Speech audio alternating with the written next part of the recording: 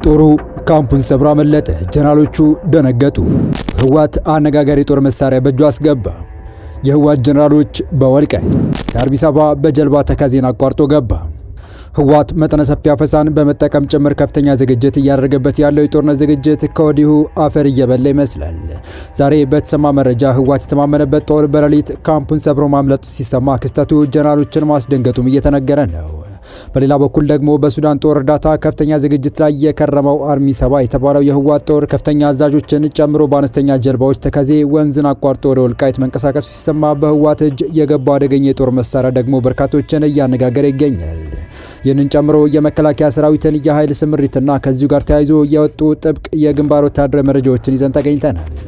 ሰላም ውድ የሁሉ ዴይሊ ቤተሰቦች እንደምን አላችሁ? ቻናሉን ሰብስክራይብ፣ ላይክ፣ ሼር እያደረጋችሁ እስከ መረጃዎቻችን ፍጻሜ አብራችሁን ቆዩ።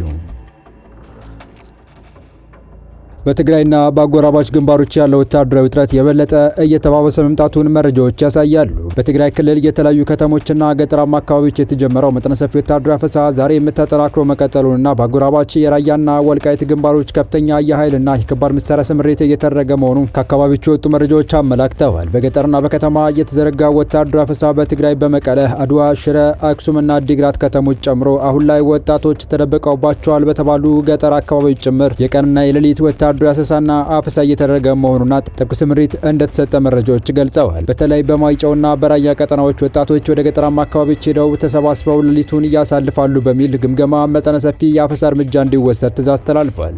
ይሁን እንጂ በራያ አላማጣ፣ ራያ ባላ፣ ራያ ጥሙጋ፣ ራያ መሆኒና አካባቢዎቹ ላይ በተለያዩ አጋጣሚዎች በታጣቂዎች ቁጥጥር ስር ውለው የነበሩ በርካታ ወጣቶች ሌሊት ስለማምለጣቸው መረጃዎች ገልጸዋል።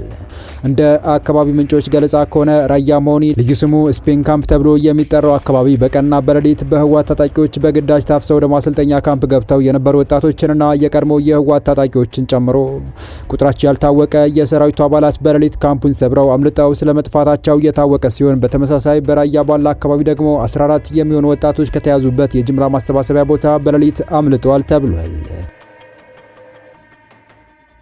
ህወሓት በመላው ትግራይ በስፋት እየፈጸመው ያለው የወጣቶች አፈሳ ዓለም አቀፋዊ ውግዘት እያስተናገደ ቢሆንም እስካሁን ከመቆም ይልቅ ተባብሶ የመቀጠል አዝማሚያ ታይቷል። ህወሓት አፈሳው የትግራይን ህዝብ ህልውና አስጠብቆ ለመቆየት የሚደረግ እንጂ የቅንጦት ጉዳይ አይደለም በሚል የሚቀርቡበትን ትችቶች ቢያስተባብልም አሁንም ዓለም አቀፍ ተቋማት ቡድኑ ለውትድርና ያልደረሱ ታዳጊዎች ላይ ግፍ እየፈጸመ መሆኑን እየገለጹ ናቸው። ከዚሁ ጋር ተያይዞ አዲስ የጥናት ሪፖርት ይፋ ያደረገው ዓለም አቀፉ የሰብአዊ መብት ተሟጋች ሂውማን ራይትስ ዎች በትግራይ ክልል እድሜያቸው እስከ 15 የሆኑ ልጆች ጭምር እየታፈኑ እና በህገወጥ መንገድ እየተመለመሉ መሆኑን ገልጿል። ተቋሙ አሜሪካ እንዲሁም የአውሮፓና የአፍሪካ ህብረቶች የትግራይ ባለስልጣናት የግዳጅ ምልመላውን እንዲያቋርጡና የተያዙ ልጆችን በሙሉ እንዲለቁ የሚያስችል ጫና እንዲያደርጉ ጠይቋል። የሰብአዊ መብት ተሟጋቹ ተቋም ይህንን ጥሪ ያቀረበው በትግራይ ባለስልጣናት ይፈጸማል ያለውን የግዳጅ ምልመላ በተመለከተ ዛሬ ሰኞ ሰኔ 29 ቀን 2018 ዓ.ም ባወጣው መግለጫ ነው። የግዳጅ ምልመላውን በተመለከተ ምስክሮች፣ የታፈሱ ሰዎች ዘመዶችና ያመለጡ ወጣቶችን ጨምሮ 18 ሰዎች ማነጋገሩን ገልጿል። የሂውማን ራይትስ ዎች መግለጫ እንደሚያስረዳው ከሚያዝያ አስቀድሞ በነበሩት ወራት የክልሉ ባለስልጣናት በህዝብ ስብሰባዎች፣ ደብዳቤዎችና የስልክ ጥሪዎች አማካኝነት የቀድሞ የትግራይ ኃይሎች ተዋጊዎች መልሰው እንዲመዘገቡ ሲያደርጉ ነበር። በሚያዝያ መጨረሻ በመንገዶች፣ በገበያዎችና በወርቅ ማውጫ ስፍራዎች የጅምላ አከባ በማካሄድ ዘመቻው ተቀጣጠለ ሲል መግለጫው አስፍሯል። የሰብአዊ መብቶች ተሟጋቹ የበታች ባለስልጣናት የቀድሞ ተዋጊዎች ዝርዝር እንዳላቸው እንዲሁም ሊመለመሉ የሚችሉ ሰዎችን ለመለየት የአካባቢው መረጃ ሰጪዎችን እንደሚጠቀሙ ቃለመጠይቅ ካደረገላቸው ሰዎች መስማቱን ገልጿል።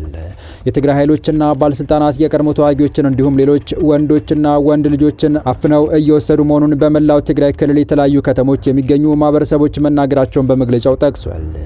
ነዋሪዎቹ እየተወሰዱ ያሉት ከመንገድ በምሽት የቤት ለቤት ፍተሻ እንዲሁም ከወርቅ ማውጫ ስፍራዎች እንደሆነም ሂውማን ራይትስ ዎች ገልጿል። ይህ በእንዲህ እንዳለ መከላከያ በራያ በኩል ከፍተኛ የኃይል ስምሪት እያደረገ መሆኑ የአካባቢውን ውጥረት ከፍ እንዳደረገው እየተነገረ ይገኛል።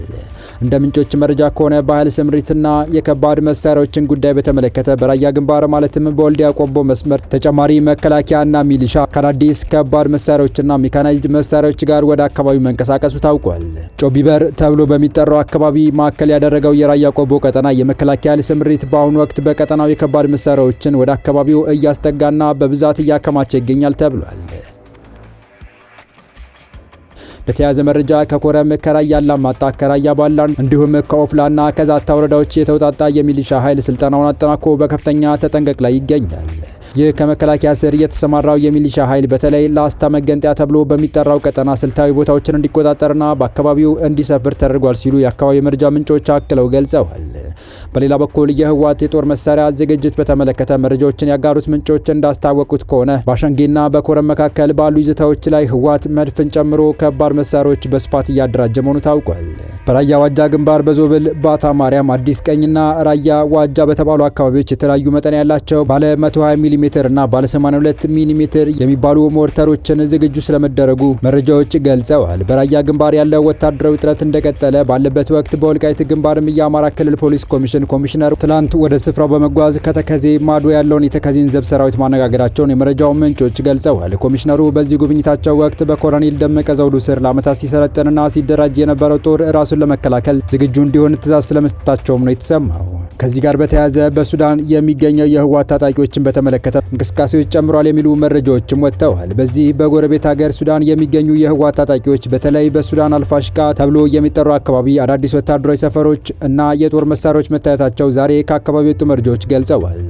ከኢትዮ ሱዳን ድንበር አካባቢ በተንቀሳቃሽ ምስል ተደግፈው የወጡ መረጃዎች እንዳመላከቱት በሱዳን የሚገኘው የህወሓት አርሚ 70 ሰራዊት አባላት ትናንት ሰኔ 28 2018 ዓ.ም ከሱዳን ተነስተው ትናንሽ ጀልባዎችን ተጠቅመው ወደ ተከዜ ወንዝ ሲያመሩ ታይተዋል። በዚሁ አጭር ተንቀሳቃሽ ምስል ላይ የአርሚው ከፍተኛ የጦር አዛዥም አብረው ወደ ወልቃይት ድንበር ሲያመሩ ይታያሉ። በትግራይ ከሚታወቁ ወታደር አዛዦች መካከል በተከዜ ወንዝ ላይ በጀልባ ሲሻገሩ የህወሓት ወታደር አዛዦችም እንደታዩ የገለጹት የመረጃው ምንጮች አዛዦቹ እነማን እንደሆኑ ግን በስም ለማረጋገጥ አልቻልንም ብለዋል። በቀጣይ መረጃ ህወሓት ቻይና ሰራሹን አነጋጋሪ የጦር መሳሪያ በእጁ ማስገባቱ ተሰምቷል። በሱዳን አልፋሽቃ አካባቢ የህወሓት ታጣቂዎች የጦር ሰፈራ ማድረጋቸውና ንብረትነቱ የሱዳን ጦር መሆኑን የሚያሳይ ቻይና ሰራሽ ብረት ለበስ የጦር መሳሪያ ታጥቀው መታየታቸው መነጋገሪያ ጉዳይ ሆኗል። የህወሓት ታጣቂዎች እጅ መግባታቸው ከተረጋገጡ ውድና ዘመናዊ ጦር መሳሪያዎች መካከል WZ523 APCS ተብለው የሚጠሩ የወታደራዊ ተሽከርካሪ ማሽኖች ተጠቃሽ ናቸው። WZ523 አርሞርድ ፐርሰናል ኬሪየር ማሽን የሚባለው በቻይና የተመረተ 6x6 የሆነ ባለ 6 ጎማ ወታደራዊ ጦር መኪና ነው። ይህንን ተሽከርካሪ በዋናነት አርሚ 70 የተባለው የህወሓት ታጣቂዎች ይዘው ታይተዋል። ተሽከርካሪው የሱዳን ታርጋዎች ቢኖሩትም በህወሓት ታጣቂዎች እጅ መሆኑን የገለጹት መረጃዎች አጋጣሚው ህወሓት ከሱዳንና ከኤርትራ ሰራዊት ጋር ጽምዶ የተባለውን ወታደራዊ ጥምረት መስርቶ እየተንቀሳቀሰ መሆኑን ማረጋገጫ ነው ሲሉ ገልጸዋል። ወታደራዊ ተሽከርካሪው በዋናነት ታጣቂዎችን ከቦታ ቦታ ለማጓጓዝ የሚያገለግል ሲሆን ጥይት የማይበሳው በመሆኑ በተለይ እግረኛ ወታደሮች የጥይት ፍንጣሪና የቦምብ ፍንዳታዎች እንዳይነካቸው ያደርጋል። በሌላ በኩል ደግሞ ተሽከርካሪው ባለ 6 ጎማ በመሆኑ በወጣ ገባ መንገዶች ለወታደራዊ ስምሪቶች ምቹ የሆነ ተሽከርካሪ ከመሆኑ በተጨማሪ በየብስም በውሃም ላይ መንቀሳቀስ የሚችል በመሆኑ ሰራዊቱ በሚንቀሳቀስበት ወቅት ወንዝና መሰል የውሃ አካላይ ቢያጋጥመውም በቀላሉ ለመሻገር ትልቅ አስተዋጽኦ የሚያበረክት በመሆኑ አስቸኳይና ድንገተኛ ስምሪቶች ወሳኝ መሆኑም ተነግሯል። ይኸው በህወሓት ታጣቂዎች እጅ የታዩ አስደናቂ ወታደራዊ ተሽከርካሪ ታጣቂዎችን ከማጓጓዝ በተጨማሪ ሌላም አገልግሎት የሚሰጥ ሲሆን በላዩ ላይ ከባድ የሚባሉትን ባለ 12.7 ሚሜ መትረየስ እንዲሁም ሞርተሮችንና መድፎችን ሊታጠቅ የሚችል በመሆኑ በጉዞ ላይ ለሚሰነዘሩ ጥቃቶች በቂ ምላሽ መስጠት የሚችል እንደሆነ ነው የታወቀው። በአጠቃላይ በሰሜን ኢትዮጵያና በአጎራባች አካባቢዎች ያለው እንቅስቃሴና የሰፈነው ወታደራዊ ውጥረትና ፍጥጫ በማንኛውም ሰዓት ወደ ከፋ ጦርነት ቀጠናውን ሱዳንንም ኤርትራንም ኢትዮጵያንም ጨምሮ ወደ ከፋ ጦርነት ሊያስገባ ይችላል የሚለው ስጋት ከፍ አድርጎታል። ከዚሁ የጦርነት ስጋትና የህወሓት ተከታታይ ወታደራዊ እንቅስቃሴ ጋር ተያይዞ የአሜሪካ ውጭ ጉዳይ ሚኒስቴር ከብሔራዊ መረጃ ዳይሬክተር ጋር በመተባበር የህወሓት አርሚ 70 ጦር በሱዳን ጦርነት ውስጥ ስላላቸው ቀጥተኛም ሆነ ቀጥተኛ ያልሆነ ተሳትፎ እያደረጉት ስላለው ድጋፍ ወይም ስለፈጸሟቸው የሰብአዊ መብትና ዓለም አቀፍ ድንጋጌ ጥሰቶች ጥብቅ ክትትል በማድረግ በየ6 ወሩ ለኮንግረሱ ሪፖርት እንዲያቀርብ ትዕዛዝ ማስተላለፋቸው ታውቋል። የተወደዳችሁ የቻናላችን ቤተሰቦች ለአሁኑ ለእናንተ ይመጥናሉ ታደምጧቸው ታተርፉባችኋላችሁ ብለን የመረጥንላችሁ ዕለታዊ መረጃዎቻችን እስካሁን ያደመጣችኋቸው ነበሩ። በተመሳሳይ ሀገራዊና ቀጠናዊ ጉዳዮች እንዲሁም ዓለም አቀፋዊ የጂኦፖለቲካ ወታደራዊና አነጋጋሪ ክስተቶችን ለበለት ተከታትለን በትኩስ ይዘን እንደምንቀርብ እያሳወቅን የቻናሉ ቤተሰብ ካልሆናችሁ ሰብስክራይብ፣ ቪዲዮ ላይክ እና ሼር በማድረግ ተደራሽነታችን ታሰቡ ዘንድ አክብሮታዊ ግብዣችን ነው። አበቃን። ሰናይ ጊዜን ተመኘን።